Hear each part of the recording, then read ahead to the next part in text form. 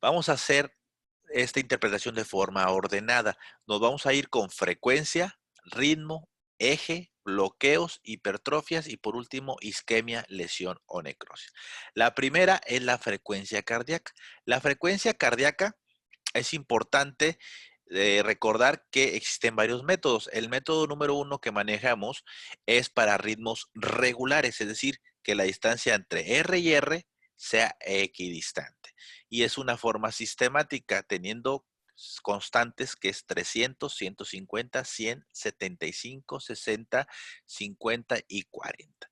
En este caso, vamos a tomar la primera una onda R que coincida con una línea gruesa de los cuadros grandes. En este caso aquí está hay una coincidencia y vamos a contar sistemáticamente 300, 150, 100, 75 y 60 y percibimos dónde cae el siguiente latido cardíaco. En este caso, pues cae entre 75 y 60. Este método te hace saber que tiene una frecuencia aproximada de un poco menos de 75 latidos por minuto. Te sirve porque es un método rápido. Puedes saber que si está entre 60 a 100 está normal la frecuencia, si está más de 100 está con taquicardia, si está más de 150 es una posible taquiarritmia, si está menos de 60 es una bradicardia y si está menos de 50 es una posible bradiarritmia. Entonces, de esta forma rápida podemos evaluar la frecuencia cardíaca con un ritmo regular. Este método es el más rápido, el más utilizado en las áreas de urgencias, pero si se dan cuenta no es tan exacto en la frecuencia. Entonces, vamos a ver un ejemplo. En este caso, miren, aquí tenemos un D2 que es pues una forma bastante adecuada de percibir la actividad eléctrica del corazón, pues recuerden que de cómo corre prácticamente a la par de cómo está anatómicamente el corazón, así corre de dos, entonces es una forma buena de ver el latido cardíaco. Aquí coincide, entonces vamos a contar 300, 150, 100, 75 y 60. Entonces, este paciente, esta persona tiene una frecuencia normal porque es más de 60 y menos de 100. Entonces tiene un poco más de 60 latidos por minuto. Esto se puede ver en el papel de 12 derivaciones o también se puede imprimir un dedos largo en un monitor cardíaco, ¿no? O un monitor desfibrilador también se puede hacer. Un método o submétodo de es este que estoy ejemplificando aquí. Si se dan cuenta, el latido cardíaco en este paciente, que estoy aquí poniendo el primer ejemplo, cae entre 75 y 60. ¿De acuerdo? Recordemos que acá pues coincide y todos contamos 300, 150, 100, 75 y 60. Aquí cae 75, entre 75 y 60. 75, ¿de acuerdo? Menos 60 son 15. 15 entre 5 son 3. Entonces, cada cuadrito va a valer 3. Entonces, aquí contamos 60, 63 y este latido cae en 66. Entonces, de esa forma, vamos a ser más exactos con la frecuencia cardíaca. En este caso, miren, podemos tener aquí que es 300, 150, 100, 75, 60, 50, 40. Entonces aquí 50 menos 40 son 10. Entre 5, 2. Cada cuadrito va a valer 2. Entonces aquí tenemos 40, 42, 44, 46, 48 de frecuencia cardíaca. Esta es una bradiarritmia porque está menos de 50 y pues en su momento hablaremos de esa situación. Ahora bien, el método número 2, que también es para ritmos regulares, es un poco sencillo y es más rápido, porque pues actualmente cualquiera trae una calculadora en su dispositivo móvil. Entonces es muy sencillo, es una constante que es 1500 entre la variable. La variable, ¿cómo se obtiene? Pues son los milímetros que existen entre un latido cardíaco y el siguiente latido cardíaco. Aquí ya me ayudé yo, y es un ritmo regular obviamente, tiene 17 cuadritos o 17 milímetros, entonces lo voy a aplicar con el ejemplo. 1500, que es la constante, entre la variable que es 17, nos da 88 latidos por minuto de forma más exacta. Entonces 1500 entre el número de cuadritos o los milímetros que estén entre un latido y el siguiente latido. En este caso, vamos a poner el ejemplo. Aquí son 5, 10, 12, ¿de acuerdo? Son 12. Entonces vamos a dividir 1500 entre 12 y nos debe salir 125 latidos por minuto y de forma más exacta este paciente pues tiene una taquicardia. El tercer y último método que vamos a manejar, aunque existen muchos otros más, es para ritmos irregulares, ¿de acuerdo? La distancia entre R y R es irregular, ¿de acuerdo? No es equidistante y es relativamente sencillo. Vamos a contar los latidos que existen en 6 segundos, es decir, en 30 cuadros, y lo vamos a multiplicar por 10 o agregarle un 0. Entonces aquí tenemos, de aquí son 30 cuadros, que son 6 segundos. Y tenemos 7 latidos cardíacos. Entonces, pues 7 por 10 son 70 latidos por minuto. A esto también se le llama frecuencia ventricular media, porque pues solamente va de 10 en 10. Aquí yo también ya me ayudé. De aquí a aquí, esta tira son 6 segundos, son 30 cuadritos o 30 cuadros de los grandes, perdón. Y entonces tenemos 1, 2, 3, 4, 5, 6, 7, 8. Tenemos 8 latidos, 8 ciclos cardíacos y por lo tanto la frecuencia ventricular media será 80 latidos por minuto. De forma rápida podemos hacer esta evaluación. Siguiente evaluación es el ritmo y se ve prácticamente a la par de la frecuencia. Vamos a percibir si es de origen sinusal, es decir, que nazca el latido en el nodo sinusal y que exista ausencia de arritmia. Son las dos situaciones. Para saber que es de origen sinusal, bueno, va a tener una onda P que preceda el QRS. Y la frecuencia cardíaca se va a encontrar entre 60 a 100 latidos por minuto.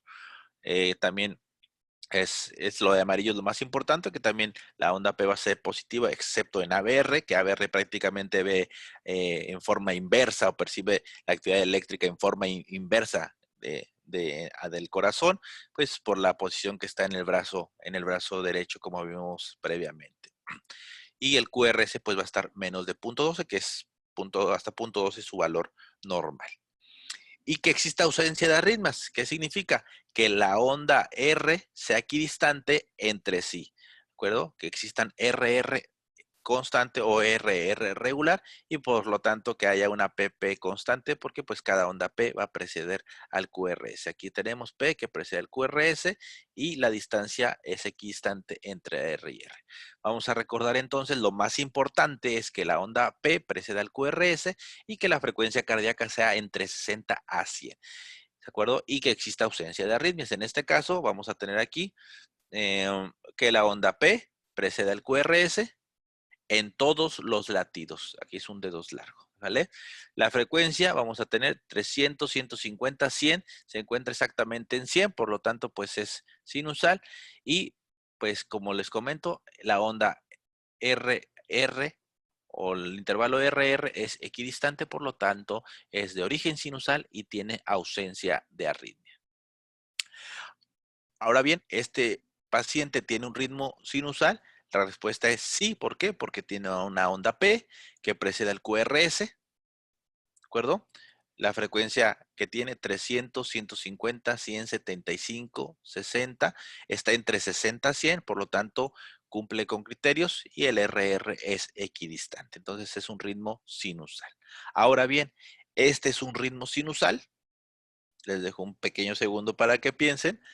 Y la respuesta es no. Desde el inicio no tiene onda P, ¿de acuerdo? Eso significa que el latido no nace en el nodo sinusal y si no nace en el nodo sinusal, pues el que sigue es el nodo auriculoventricular, que ahí es donde nace. Por eso se considera estos ritmos nodales que en su momento vamos a hacer la revisión de arritmias. Entonces, vean, este no tiene un ritmo sinusal y su frecuencia es 300, 150, 100, 75, 60, 50. Tiene una frecuencia cardíaca de 50. Entonces es un ritmo lento que no es sinusal. Perfecto. Entonces, hasta este momento llevamos frecuencia y llevamos ritmo, que se puede ver prácticamente a la par en un dedos largo o en una derivación continua que se puede estar ahí evaluando.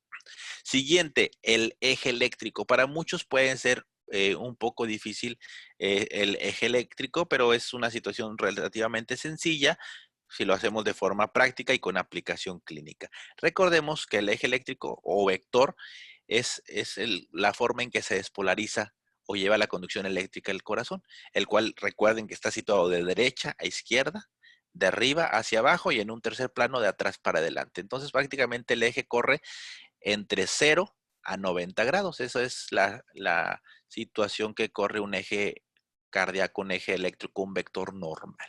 ¿Sale? Si está desviado hacia la izquierda o hacia la derecha, o inclusive indeterminado, como vamos a ver a continuación, pues es anormal.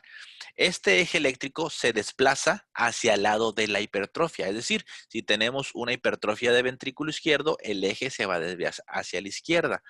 Dice, se desplaza hacia el defecto de conducción. ¿Qué significa? Que si, por ejemplo, tenemos un bloqueo de rama derecha del aldehís, el eje se va a ir hacia la derecha y se desplaza hacia el lado contrario de la isquemia. Es decir, si tenemos una isquemia importante, un infarto en la cara inferior que se va hacia el ventrículo derecho, entonces el eje va a estar desviado hacia la izquierda. No son reglas, son situaciones que pueden suceder, pero no es algo absoluto esta situación del eje eléctrico. Ahora bien, ¿cómo lo vamos a sacar? Hay dos formas de hacerlo. Una forma que es cuantitativa, es decir, exactamente a cuántos grados está este eje, y otra forma que vamos a ver a continuación, que es solamente cualitativa.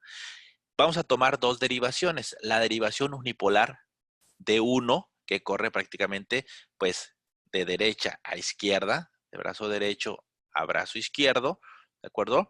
Y ABF, que prácticamente corre de arriba hacia abajo, ¿de acuerdo? Entonces, con estos dos, de estas dos derivaciones nos lo vamos a tomar para hacer un plano cartesiano.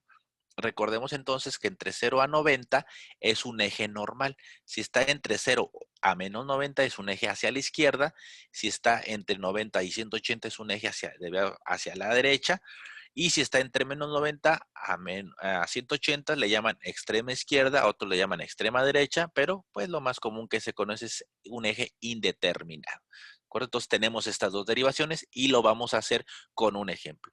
Vamos y buscamos D1 y buscamos ABF y medimos la altura del QRS. En este caso me ayudé ya, son 0.4 milivolts o 4 milímetros de altura de D1 y 7 de altura de ABF. Aquí pues estrictamente si tiene la onda Q, también eso le restaría, por ejemplo, son 8 menos 1, 7. ¿Ah? Pero bueno, vamos a tomar 4 y 7. Recuerden bien esos números. Ahora bien, en D1 vamos a tener 4 milímetros o 4 milivolts, 0.4 milivolts de altura, y a partir del entrecruce del plano cartesiano que hicimos con estas dos derivaciones, que prácticamente, pues, imagínense como que es el nodo sinusal de aquí parte, vamos a poner de 1. 1, 2, 3, 4. Aquí nos posicionamos y luego ABF del entrecruce, contamos 7 y también nos posicionamos. Lanzamos prácticamente esta línea punteada que va a coincidir en un punto. En este entrecruce, entonces trazamos el vector y hacemos la medición prácticamente con un transportador y nos da 70 grados de eje, lo cual es normal entre 0 a 90. ¿De acuerdo?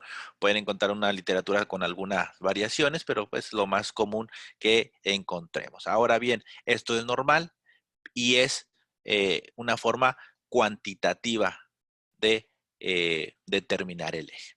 Ahora bien, existe otra forma rápida que es una forma cualitativa, solamente saber si está el eje desviado hacia la izquierda, hacia la derecha, indeterminado, o si está normal. No me importa cuánto tenga, solamente saber hacia dónde está, que es una forma adecuada, una forma rápida que sirve en las áreas críticas. Si tenemos entonces D1 y ABF positivos, el eje está normal. Si tenemos la conjunción de D1 positivo, está aquí, corre D1 positivo, y ABF que está hacia acá, corre negativo, entonces este sería un eje desviado hacia la izquierda. Si D1 está negativo, vean, D1 acuérdense que corre de derecha a izquierda, negativo a positivo. Si D1 está negativo y ABF está positivo, o sea, D1 negativo y ABF positivo, esta conjunción sería un eje desviado hacia la derecha. Y si los dos están negativos, pues es un eje indeterminado. Entonces, esa es una forma, pues, sencilla de hacerlo. Lo vamos a hacer con este ejemplo. Fíjense bien, entonces D1 corre de derecha a izquierda y ABF corre de arriba hacia abajo. Aquí tenemos D1 que está predominantemente negativo. Entonces, si tenemos D1 negativo, pues está en este lado, en su pantalla, ¿de acuerdo? Hacia su brazo o lado izquierdo, aquí está, ¿de acuerdo? Aquí está, negativo. Y ABF es positivo. Entonces, pues nos queda prácticamente un eje hacia la derecha, ¿sale? Así de sencillo. Vamos a poner otro ejemplo, vean aquí, D1 está positivo, nos quedan de este lado, ¿sale? Y ABF está dominantemente negativo. Entonces ya tenemos la conjunción de D1 positivo y ABF negativo y es un eje eh, hacia la, perdón, hacia la izquierda, ¿sale? Hacia la izquierda. Entonces, de esta forma sencilla es que nosotros podemos hacer el eje de forma cuantitativa, sí, pero más rápido de forma cualitativa.